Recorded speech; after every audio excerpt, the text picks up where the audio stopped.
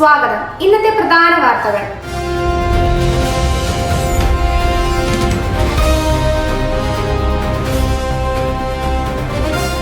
ആദവനാട്ടിൽ നിയന്ത്രണം വിട്ട കരിങ്കൽ ക്വാറിയിലേക്ക് വീണ മിനി ലോറിയിൽ കുടുങ്ങിയ ക്ലീനർ മുസ്തഫ മരിച്ചു.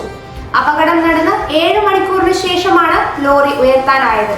3 തവണ പരാജയപ്പെട്ട ശേഷമാണ് ലോറി ഉയർത്തിയത്. മുസ്തഫയുടെ മൃതദേഹം ലോറിയുടെ ക്യാബിനുള്ളിലായിരുന്നു. ക്യാബിൻ വെട്ടിപ്പൊളിച്ചാണ് മൃതദേഹം പുറത്തെടുത്തത്. മൃതദേഹം മഞ്ചേരി മെഡിക്കൽ കോളേജ് ആശുപത്രിയിലേക്ക് കൊണ്ടുപോയി. ഉച്ചയ്ക്ക് 1 മണിയോടെയാണ് അപകടമുണ്ടായത്. കടകളിലേക്ക് നിത്യോപയോഗ സാധനങ്ങൾ എത്തിക്കുന്ന ലോറിയാണ് ബ്രേക്ക് നഷ്ടപ്പെട്ടതിനു പിന്നാലെ നിയന്ത്രണം നഷ്ടപ്പെട്ട് ക്വാറിയിലേക്ക് മറിഞ്ഞത്.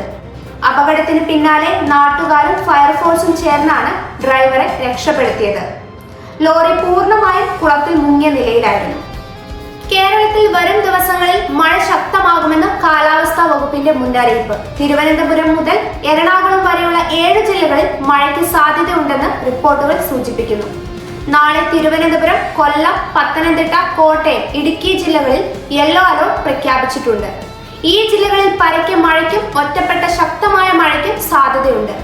ബംഗാൾ ഉൾക്കടലിലെ ചക്രവാത ചുഴി ന്യൂനമർദ്ദമായി മാറാൻ ഇടയുള്ളതാണ് മഴയ്ക്ക് കാരണമാകുന്നത്. ഇതിന്റെ സ്വാധീനത്തിൽ കേരളത്തിൽ വരും ദിവസങ്ങളിലും മഴ തുടരും. നാടൻപാട്ട് സംഘത്തിന്റെ പിക്കപ്പ് വാൻ മരത്തിലിടിച്ച് ഗായിക മരിച്ചു.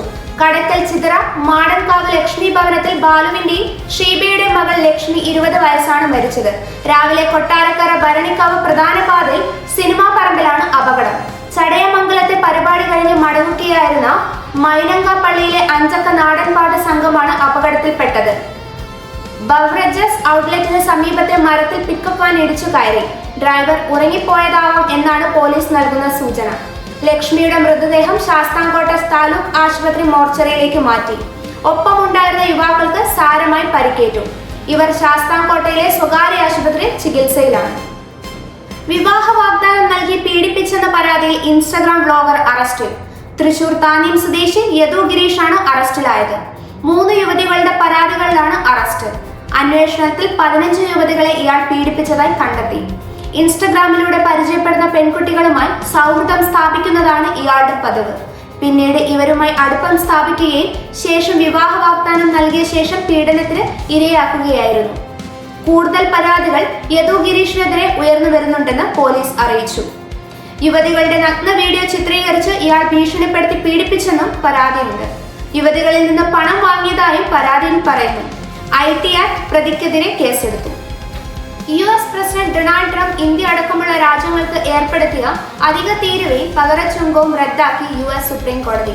ട്രംപിന്റെ നടപടി നിയമവിരുദ്ധമെന്ന് ചൂണ്ടിക്കാട്ടിയാണ് സുപ്രീം കോടതിയുടെ നിർണായക നടപടി. ട്രംപിന് കനത്ത തിരിച്ചടി ഉണ്ടാക്കുന്നതാണ് വിധി.